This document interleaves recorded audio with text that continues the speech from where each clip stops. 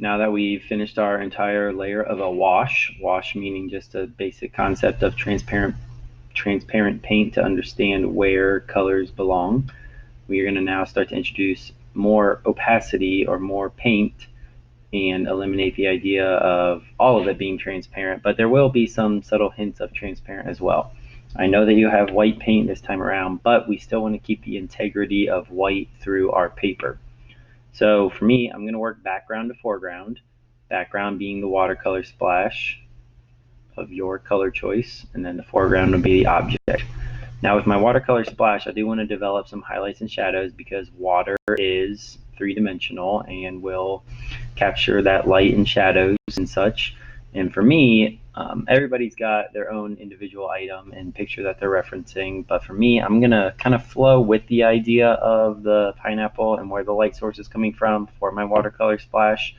So I'm going to focus on having a lighter value of blue for my color splash on the right-hand side, and then a darker value on the left-hand side that is behind, because this is the background, behind the pineapple, which you can already see on the yellow on the background of the image I'm referencing.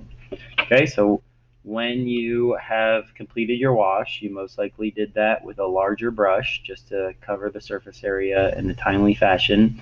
Now we want to start to introduce smaller brushes, maybe your round tip brushes, whatever you think is most comfortable for your object. Once again, everybody's got different objects, everybody's got different strategies they need to use, because obviously I'm going to use a lot smaller of a brush for these little leaves versus the bigger ones, and the bigger brush for my pineapple, but then smaller for the little green details and the little spiky guys we got going on.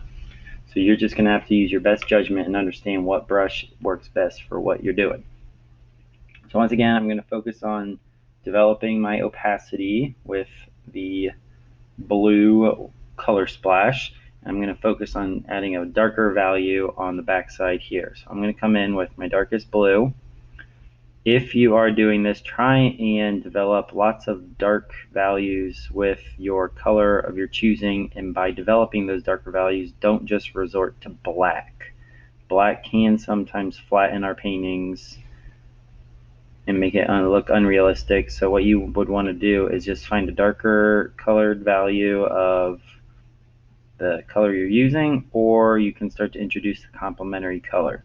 So if I really wanted to develop this blue to be a really deep dark blue through the use of neutrals, I would want to mix its complementary color, which we should all know by now is lovely orange. Blue and orange are probably my favorite combination of colors out there, but I don't want to be biased. I do love all colors. Yellow's okay. No, I'm just kidding. So we're going to develop, for me at least, once again, everybody's got something different going on. I'm developing another layer of paint, and this time I'm coming in with a darker blue on the back side where my shadow is located. And I'll focus on the lighter blue on the right-hand side. Another thing we want to do is kind of, instead of just using all one blue the whole time, you definitely want to introduce different blues. This is a splash, have fun with it, be whimsical, get creative. So I'm coming in while my other blue is still wet. I have the ability to nicely blend those together with this other ultramarine looking blue. The first one I came in with was kind of a phthalo blue, which is my favorite color. Phthalo blue. It's a very dark blue, but when you add white to it, it just pops and makes this really cool, very aggressive, vibrant blue. It's kind of the color of the ocean if the ocean's clean. Like when I went to Greece and we took a cruise over there from Italy, the blue water was just the most vibrant, brilliant blue you would ever see, and that's the blue that is created through phthalo blue in terms of painting. And I'm sure there's some other blues out there that could do it too. Tons of different colors in this world. All right, so once again, the highlight is coming on the right-hand side. So on my shadows on the left-hand side, I also want to pay attention to how the shadows are going to be for every little kind of droplet that pops out there. So Now I'm going to start to introduce a smaller brush because I'm working with something that is smaller. Now let's go with this guy here. So for me, I'm going to use size round tip number 2. Not saying that you have to use it, but for me, I think that is what's best suited. So now I'm going to come in and on the bottom half of all these water droplets that are popping out past my food item, understanding where my light source is coming from. Get a little bit more paint on that brush. It's a little too watered down for my liking right now. I'm going to come in and develop the bottom half of those droplets to have the shadow. Very careful and cautious with what I'm doing. Develop that darkness right there. Okay, now this one is a very light kind of splash. You guys can barely see it, but I'm going to show you how I'm going to develop that darkness on the bottom half, and then you should be able to see it better because I'm introducing that darkness. Okay, so I'm coming in and just, it's like almost outlining, but not necessarily because you will blend it out right there. Okay, so now you can definitely see that aggressive blue blended out. One other thing I really like to do, that I'm a big proponent of, is a dry brush technique where you have paint on this brush, but I don't have any paint on this, just a little bit of water to make it fluid. And then I'm going to use this and called a dry brush technique and blend out what's already on the paper and only move around the paint that is on the paper and not have any paint on the brush. Obviously, the brush will pick up some paint just by the nature of the way life works. So make sure that you are coming in and make sure all those values blend. It looks like now I have a little bit too much paint on the brush. Now I'm going to come in with, clean it off, come in with no paint, and then nicely blend that out. Okay, that's a nice strategy to use if you need something really smooth. Okay, now this kind of water droplet here, I'm going to come in on the bottom half once again. I'll come back and add a lighter value of blue on the top half, but for now, come in with a darker value. While it's still wet, come in with my dry brush and kind of blend that out.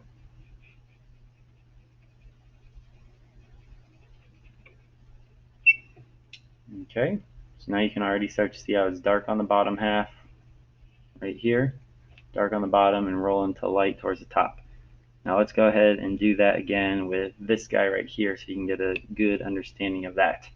And what I'm going to do is zoom in for you guys so you might be able to see it a little bit better.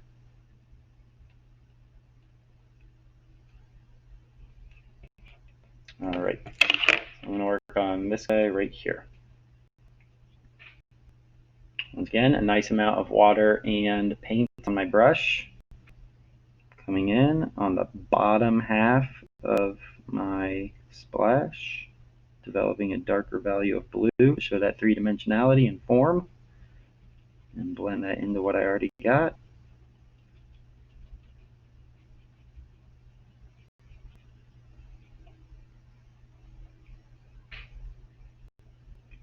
Come in with another layer, keeping the integrity of the splash and organic aspect of it and making just straight lines. There's nice little kind of ridges in there that I want to definitely maintain. And then once you continue to develop that, you can utilize the idea of transparency, but then you can also understand the idea of adding your white paint, and then that will really enhance the highlight. When we have water droplets, water is a very reflective source, just like metallic objects or metal objects. So what we'll want to do is really develop those little hints of highlight there. So kind of similar to this object right here. So if we're looking at this, see that very aggressive highlight right there. Okay, so that's a metallic object showcasing the very aggressive highlights. Same kind of difference with water in terms of this color splash on the background. So we can kind of investigate that further when the time comes. I'll introduce some dark values under my pineapple because there's a shadow underneath of it is what I want to do. Okay, then when you're on this side, the shadow would once again be on the bottom half. I just kind of started diving right in on that guy. It's not going to be as aggressive. The shadow should be a little bit lighter on the right-hand side because it's closer to the source. But you still want to keep that integrity of three-dimensionality and form. All of my splashes were very by chance, if you will. So now I'm just kind of following along exactly what I did. I had the idea of what direction I wanted them to go, but after they were wet and I was blowing on them, they just kind of had a mind of their own, and we'll develop the idea of realism and three-dimensionality on all the droplets, no matter where they are on paper, but still paying attention to where our light source is coming from.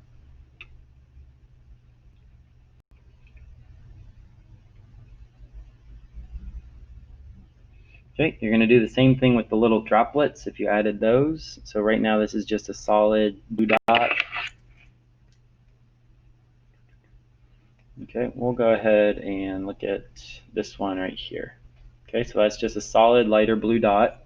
Once again, the light source is coming from over here. So that's going to push a shadow on the left-hand side. And I'm going to come in with my darker blue, make sure it's smear any paint that I already have on there, and just develop the dark on the back side away from the light source. Okay, then I guess I can kind of start to introduce the idea of white or just a lighter blue.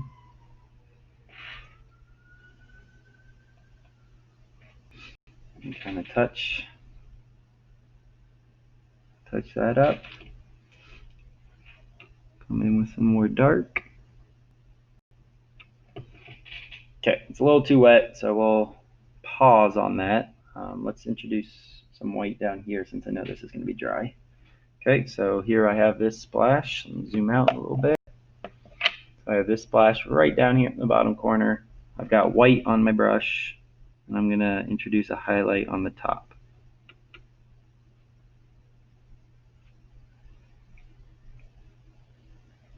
You're going to have to be a little aggressive with the white because it can get diluted into paint already on there.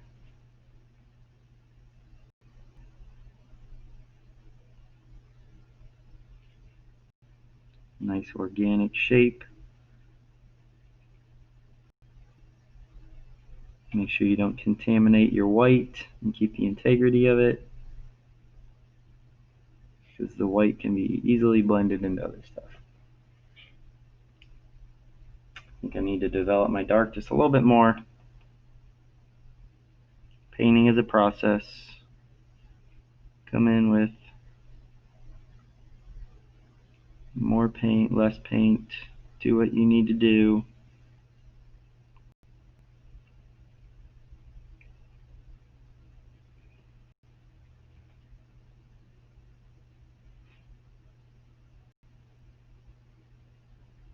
Blend that out.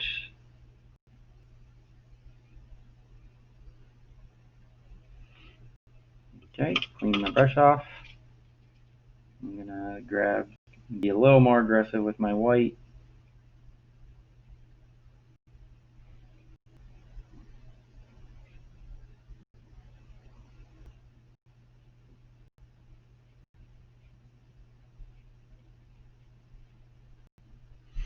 Okay, and then you can start to see the three-dimensionality of that. Okay, building up the opacity, straying away from all the idea of transparent, understanding where my dark values are going to be, where my lighter values are going to be. So I am going to record another video, and it's just going to be me working the whole time on my pineapple. So you guys can go ahead and give that a watch and understand how I'm going to develop the entire splash itself. And once the splash is complete of the color of your choosing, then you can start to investigate the details and three-dimensionality of your object. but it's kind of just the same difference, understanding where you see darker values, lighter values. I have like kind of octagon shapes in each single one of these portions of pineapple itself. Understand how things sit on top of one another in terms of the leaves and create those shadows.